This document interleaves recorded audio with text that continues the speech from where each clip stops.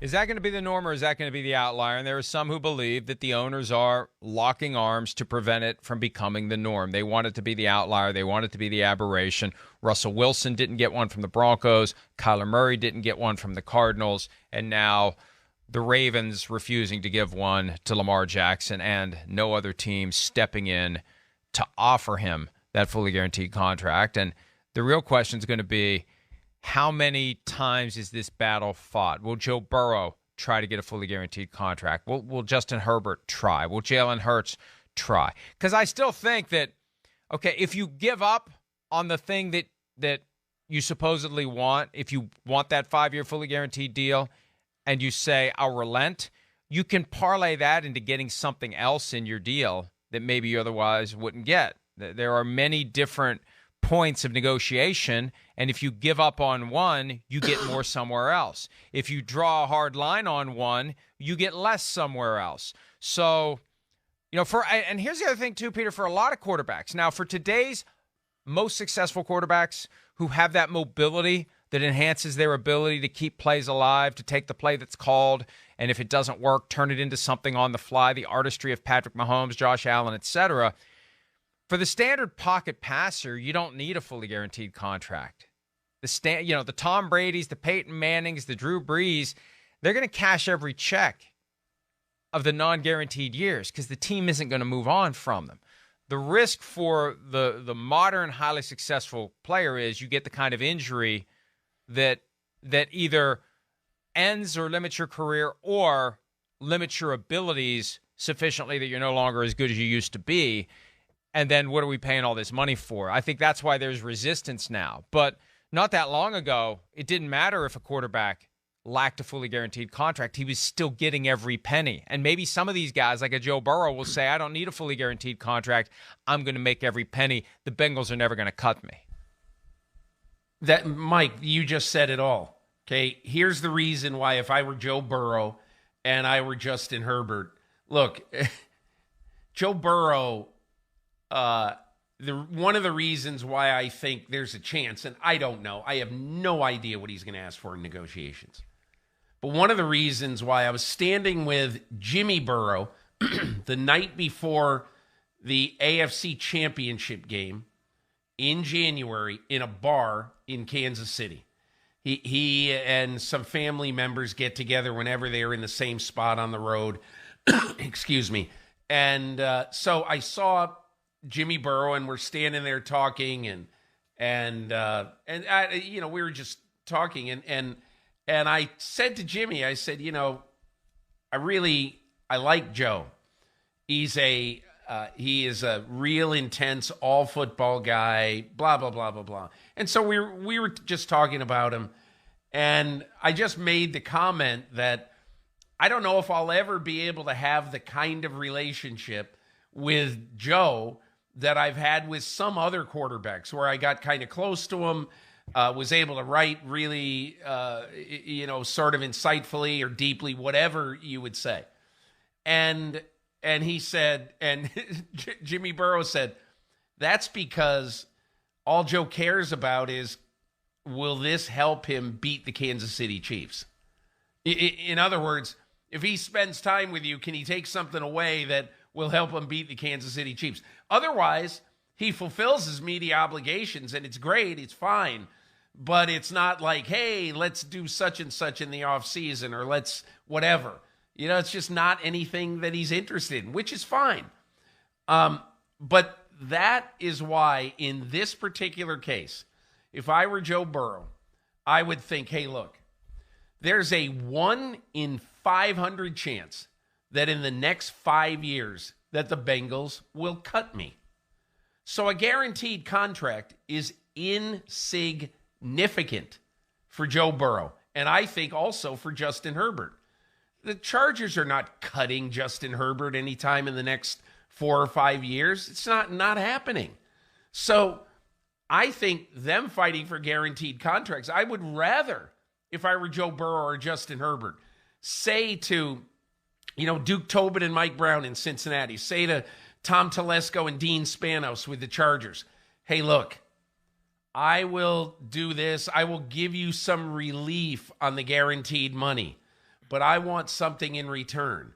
And whatever that is, I don't even know what that is. But in Tom Brady's case, 20 years ago, 19 years ago, you know what it was, Mike?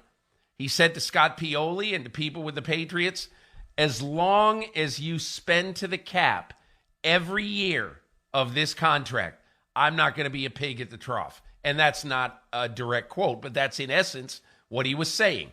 And so the Patriots gave him the whatever it was, the ninth best quarterback contract in football, whatever it was.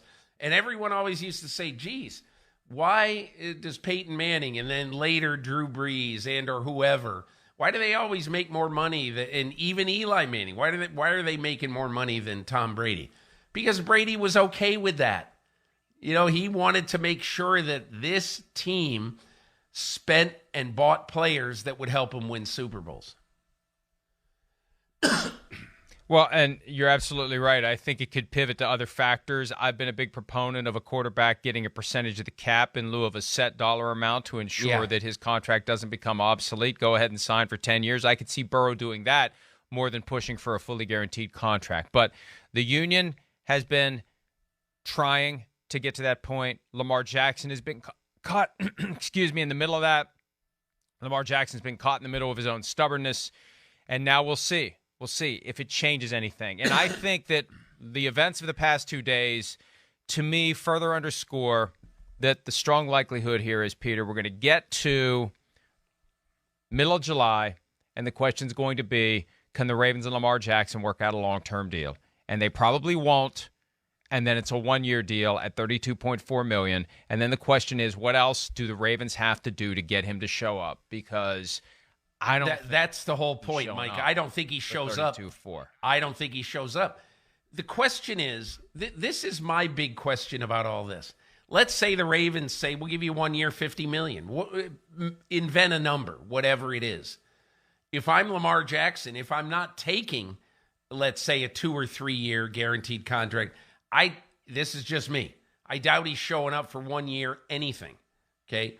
But that leads us to the question, Mike. Let's say that happens. Who's playing quarterback for the Ravens the second weekend of September?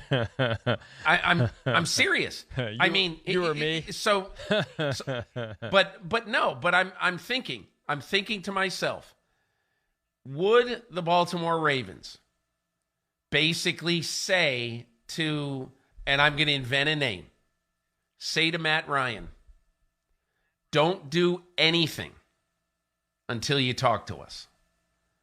Don't go sign as a backup somewhere, as a mentor to some court. Don't do anything until you talk to us. And look, I'm sure that we could think of other guys or other guys who they could trade a 5 for or a 5th round pick for or a 4th round pick. You know, a decent backup type.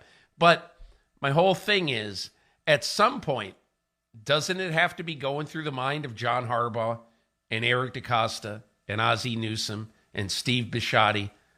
Hey, this thing looks like it might go nuclear. It might. So if it does, who's playing quarterback? And by the way, while the two most prominent teams, at least, Cincinnati getting Orlando Brown to play left tackle to make them better, Pittsburgh to get Isaac Sumalo at guard, one of the best guards in the NFL, and getting Patrick Peterson coming off a great year in Minnesota last year to strengthen the back end on defense. What have the Baltimore Ravens done? Absolutely nothing, because that franchise number is really hamstringing them. And so that is the reason why, if you're the Ravens, you really have to start thinking, do we need to get an insurance policy? And the other thing is, Mike, if nothing is done by the time the draft rolls around, how about the Baltimore Ravens taking whoever the 5th or 6th quarterback is in the draft?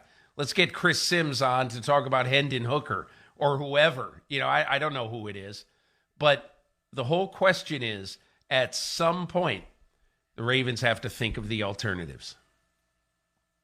They do like Tyler Huntley. He's a restricted free agent, so they could keep him for another year or sign him to a long-term deal. They could do that.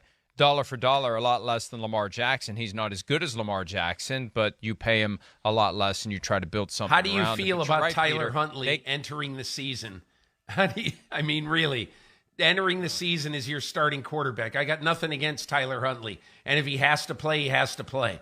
But to go in with him as your 17-game plan, I don't think is and look, they may do that, but it doesn't seem to me to be a recipe for major success.